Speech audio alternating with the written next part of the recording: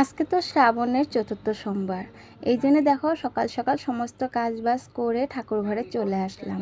আর যেহেতু এই কদিন পূজা দিইনি, ঠাকুর ঘরের অবস্থা কি বলবো।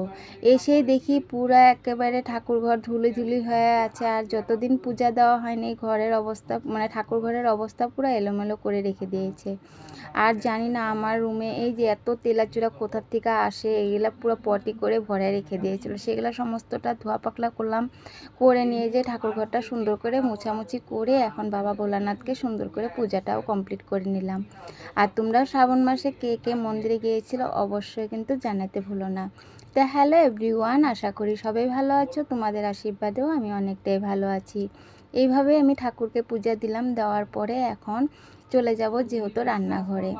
পূজা দেওয়া কমপ্লিট করে নেওয়ার পরে অনেকটাই শান্তি লাগে। তারপরে এই যে মানে পূজাটা দিয়ে তারপরে চলে আসলাম রান্নাঘরে। আজকে যেহেতু সকালবেলা ব্রেকফাস্টটা তোমাদের সামনে শেয়ার করলাম না, আজকে সকালবেলা করেছিলাম ব্রেড বাটার দিয়েই চা খাওয়া হয়েছে, তার জন্য আর শেয়ার করা হয়নি।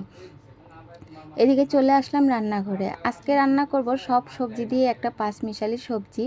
আর তার সাথে গতকালকে যেহেতু মাছ আনা হয়েছিল, সেই মাছের সবজি রয়ে গেছে। তো ভাবছি সেটা গরম করে রেখে দিব আর এই পাঁচমিশালি সবজিটাই রান্না করব। আর যেহেতু তোমাদের দাদা আজকে আসবে না দুপুরবেলা ভাত খেতে, তার জন্য ভাবছি আমরা দুজনেই খাবো, মা আর ছেলে মিলে। তার জন্য ভাবছি যা রান্না করি এটা দিয়েই খাওয়া দাওয়া করে নিই। আর রাত্রে ধরো তোমাদের দাদা ডিউটি থেকে আসার সময় কিছু একটা নিয়ে আসলে তখন ধরো কিছু একটা রান্না করা যাবে। তো এদিকে দেখো আমি সবজিটা বসায় দিয়েছি। আর এই যে আমার দানার মানে মশলাদানিটা যে আমি কিন্তু এটা অনলাইন থেকে নিয়েছিলাম। এর আগে একবার একটা বোনে আমাকে কমেন্ট করেছিল তোমার মশলাদানিটা কি সুন্দর লাগে। হ্যাঁ, এটা আমি অনলাইন থেকেই নিয়েছিলাম। তোমাদের সামনে অবশ্যই আমি লিঙ্কটা দিতে পারি, অবশ্যই মানে তোমরা যদি মেসোর থেকে চার্জ করলে অবশ্যই পেয়ে যেতে পারবে। এদিকে দেখো আমার পাঁচমিশালি সবজিটাও রেডি হয়ে গেছে গিয়া। আর তোমাদের তো বললামই গতকালকের মাছের সবজি ছিল, সেটা গরম করে রেখে দিলাম। তো এদিকে আমার রান্নাবান্না পুরো কমপ্লিট করে ছেলেকে মানে খেতে দিব। তার আগে আমি ভাবছি ঘর দুয়ারগুলো একটু ক্লিন করে নিই। আমার একটা কি স্বভাব, রান্নাবান্না করার পরে কিন্তু আবার ঘর দুয়ারগুলো সুন্দর করে ক্লিন করে তারপরে আমি একটু ফ্রেশ হয়ে তারপরে কিন্তু আমি খেতে বসি। তার আগে আমার মানে কীরকম একটা অশান্তি ফিল লাগে।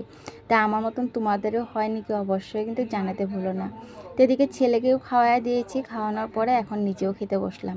খাওয়া দাওয়া করে একটু রেস্ট করলাম, করার পরে তারপরে যে এখন সন্ধ্যাবাতি দেওয়ার জন্য চলে আসলাম। তো আসার পরে তারপর ছেলে এদিকে বলছিল মা আমি একটু ম্যাগি খাবো, যেহেতু ছেলে জ্বর হয়ে আছে আর তার জন্য ওর মানে একটু ঝাল ঝাল খেতে ইচ্ছে গেছে। তা আজ রাখি, আবার দেখা হচ্ছে।